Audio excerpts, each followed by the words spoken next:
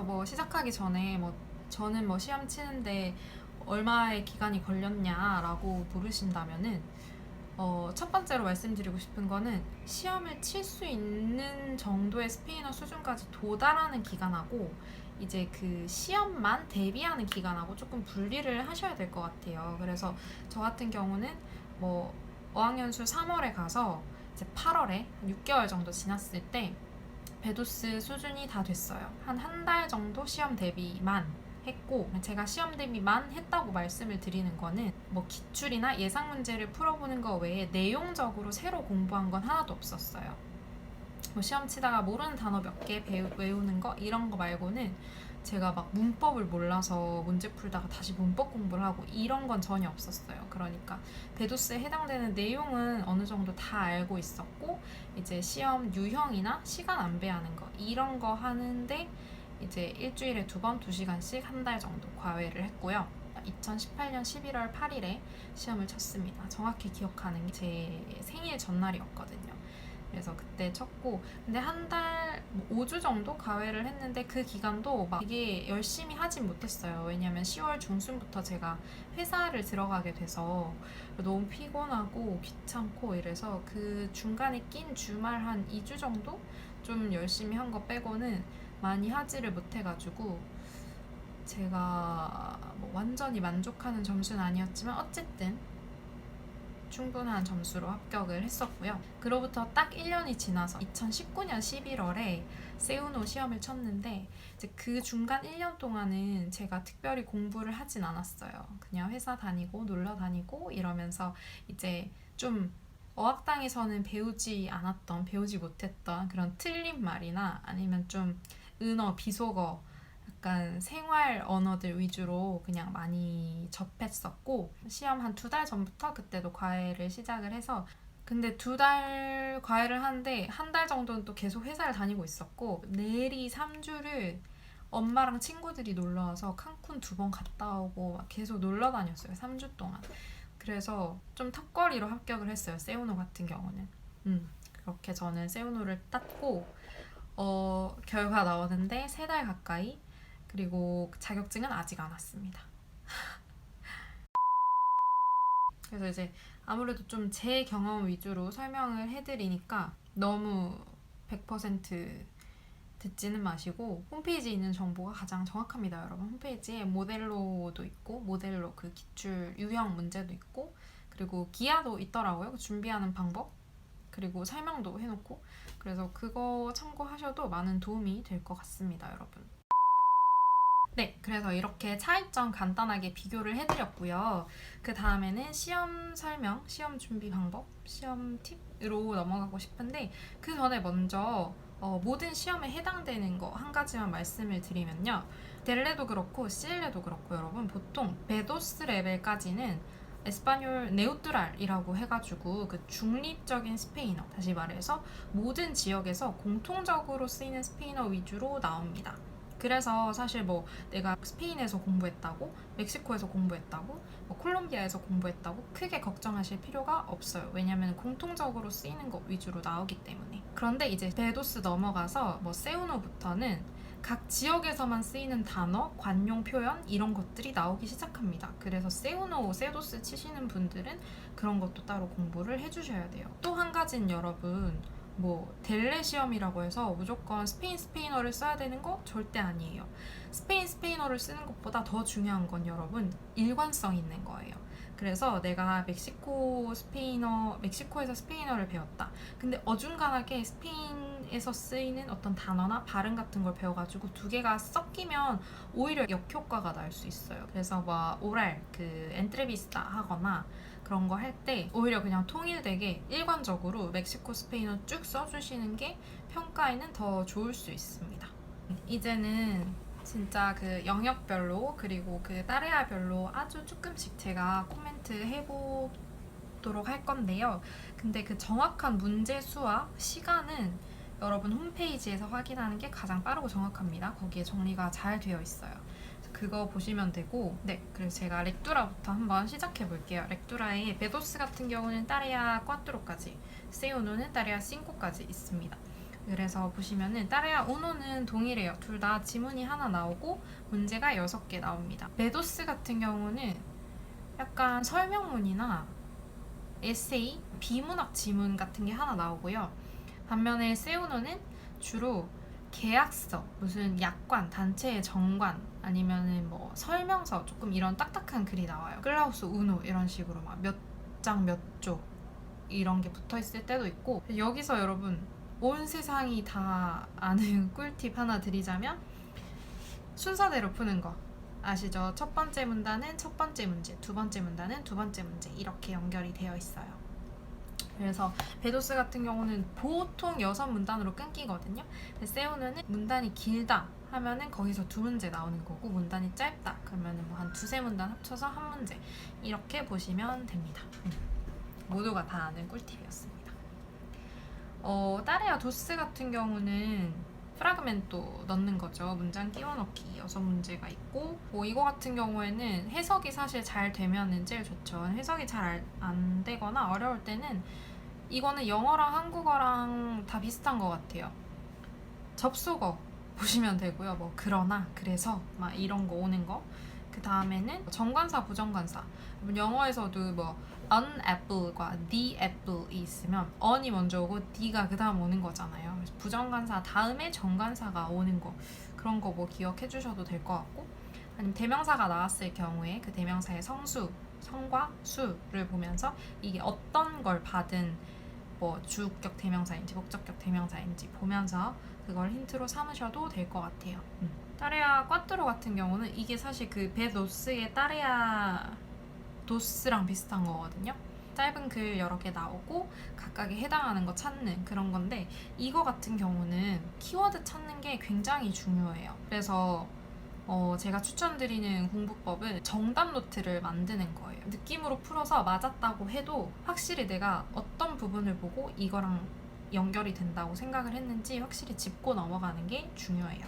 그 다음 마지막 따레아 싱꼬인데요. 베도스에서 따레아 꽈뚜로랑 같은 유형이고, 문법이나 어휘 관련된 문제만 14개 쭈루룩 나오죠. 이거는 뭐 앞문장 안 읽고 딱 그 빈칸이 있는 문장만 읽어도 풀 수 있는 것들도 되게 많고요. 그래서 빨리빨리 풀 수 있어요. 그래서 문법 같은 경우는 다른 건 몰라도 접속법 정리 한번 꼭 해주셔야 되고요. 접속법 정리하실 때는 표 같은 걸 만들어서 공부해 주시면 좋을 것 같은데, 예를 들어서 종속절에 접속법 현재가 왔을 때 주절에 쓰일 수 있는 시제, 그리고 반대로 종속절에 접속법 과거가 왔을 때, 또는 여러분 세우노에서는 접속법 미래도 아주 간혹 나와요. 그래서 그냥 뭐 외우실 필요는 없는데 한 번쯤 봐두시면 좋을 것 같아요. 왜냐면 한 번 나왔었거든요. 그래서 접속법 과거나 또는 미래가 왔을 때 주절에 어떤 시제가 올 수 있고 오면 안 되고, 이런 거 한번 정리해 주시면 도움이 많이 될 것 같습니다. 그리고 어휘 문제 같은 경우는 내가 뜻을 잘 모르겠다, 아니면 뜻이 다 비슷하다 할 때는 앞뒤에 오는 전치사를 봐주시면 좋아요. 이 동사가 아랑 쓰이는지 네랑 쓰이는지, 전치사를 동반하지 않는 동사인지, 그런 거를 알고 계시면 좋습니다. 그리고 이거는 팁은 팁인데 뭐 그렇게 쉽게 풀리진 않는 팁인데요. 보기가 여러분 3개 있잖아요. 삼지선다잖아요. 거기서 예를 들어서 하나는 직설법 현재, 하나는 조건 가정법, 또 하나는 접속법 과거, 이렇게 왔다 하면은 좀 접속법 과거가 정답일 확률이 높아요. 왜냐면 이 앞에 2개는 현재형이랑 쓰일 수 있거든요. 접속법 과거는 쓰일 수 있는 게 다르잖아요. 그래서 약간 그 보기를 보고서 골라내시는 것도 하나의 방법이고, 늘 통하는 건 아니에요.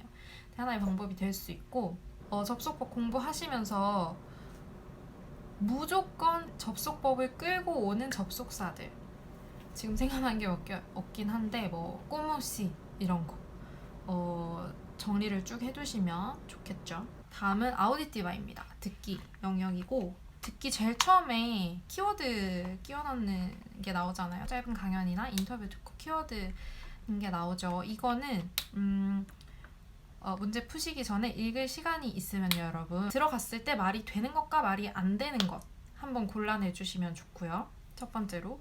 두 번째로는 성수일치를 이용하는 겁니다. 성수일치가 우리가 배울 때는 뭐 복잡해서 너무 싫지만 이게 문제로 나왔을 때는 힌트가 하나 더 생기는 거거든요. 그래서 이게 주어 자리에 있는데 동사가 복수 동사다. 그러면은 일단 보기 중에 단수는 다 걸러낼 수 있겠죠. 아니면은 이걸 꾸며주는 형용사가 여성이고 복수다. 그러면은 여성 복수 명사만 남겨놓고 걸을 수 있겠죠. 그러니까 성수일치를 적극 활용하시라. 근데 안 통할 때도 물론 있습니다. 다 여성 복수 명사일 수도 있어요. 근데 뭐 통하면은 이용해 보시라. 이런 아주 소소한 팁이고요. 아우디티바 타레아 도스랑 꽈뚜로 같은 경우는 여러분 대화가 나오잖아요. 콘베르사시온이 나오는데 아주 브레베한 이 두 개 영역, 두 개 타레아에서 좀 관용 표현이 많이 나와요. 세 우누는 네우트랄 아닌 것도 나온다고 말씀드렸잖아요. 그래서 각 나라에서 쓰이는 흔한 관용 표현들 정리해 두시면 좋고요. 왜냐면 이게 대화에서 나왔던 거를 그 보기에서 똑같은 단어로 절대 주지 않거든요. 뭐 토익이나 이런 거에서도 나오지만 똑같은 단어가 나오면은 오히려 오답일 확률이 높아요. 함정일 확률이 높고 그걸 이제 패러프레이징하고 리프레이징하고 말을 돌려서 바꿔서 나오는 경우가 더 많기 때문에 키워드 파악하시고 그걸 돌려 말하는 관용 표현 알아두시고 이렇게 하면 도움이 많이 될 것 같고요. 그리고 아우디티바 타레아 트레스 엔트레비스타 나오잖아요. 이게 여러분 음질이 정말 안 좋거든요.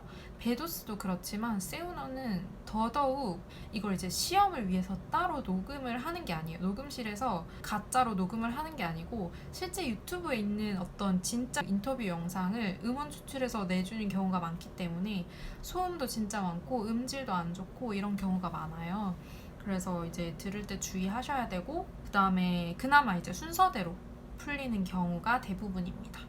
이것도 들으면서 순서대로 풀어주시면은 그리고 2번 돌려주니까 쭉 듣고 풀고 쭉 듣고 풀고 이렇게 하면은 되실 거예요. 그 다음은 여러분 장문 에스크리투라 레다시온입니다. 레다시온 같은 경우는 베도스도 그렇고 세우노도 그렇고 타레아 우노도스 총 2개 나오고 그리고 타레아 도스에는 옵시온 우노와 옵시온 도스 2개의 선택지가 있죠. 이거 같은 경우는 제가 2개 다 설명을 드릴게요. 베도스도 그렇고 세우노도 그렇고 타레아 우노는 먼저 뭐를 듣고서 쓰는 거예요.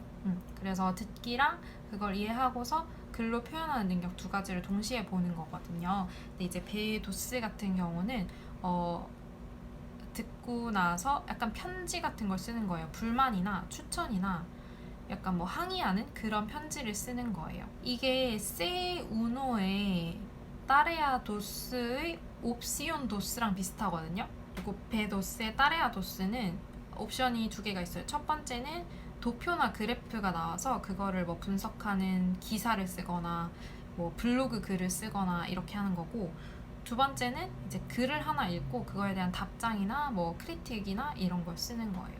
베도스 같은 경우는 둘 다 이제 150에서 180단어 쓰시면 되고요. 세 우노 같은 경우에는 옵시온 우노는 역시 약간 강연이나 좀 인포르마티브한 그 디스쿠르소를 듣고 그거를 요약하거나 그 내용을 포함해서 글짓기를 하는 거예요. 그래서 이게 제가 듣기로는 세 우노는 오디오에 들어간 주요 내용 최소 8가지가 들어가야 되고 베도스 같은 경우는 3개인가 5개 들어가면 된다고 들었거든요. 그렇게 해서 세우노는 250단어까지 쓰시면 되고, 이게 여러분 단어 수를 못 채우면 당연히 감점이 있는 게 몇 단어에서 몇 단어 써라 했는데 그 단어를 안 채웠어요. 그러면은 이 문제를 이해하지 못한 걸로 간주해요. 그렇기 때문에 어떻게 해서든 단어 수를 좀 채우시고, 그리고 단어를 못 채우는 것보다는 단어를 오버하는 게 감점이 적다 알아두시면 돼요. 저는 단어 수를 세우노 칠 때 엄청 초과했거든요. 약간 왜 그랬는지 모르겠는데 어쨌든 그냥 써놓고 보니까 고칠 시간도 없고 그래서 일단 내긴 냈어요. 그래서 뭐 통과는 했지만 웬만하면은 단어 수 무조건 지켜주시는 게 좋겠죠.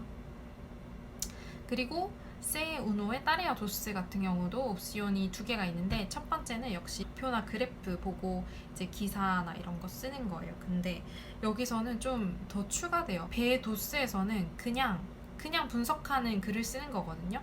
뭐가 제일 높고 뭐가 제일 낮고 그냥 내가 쓰면 돼요. 근데 세우노에서는 뭐 수출입 그래프가 있었어요. 그러면은 너희 나라를 상대로 가장 높은 곳과 가장 낮은 곳을 쓰고 왜 그렇게 됐는지 쓰고 그거를 너의 의견을 뒷받침하는 이론을 하나 써라.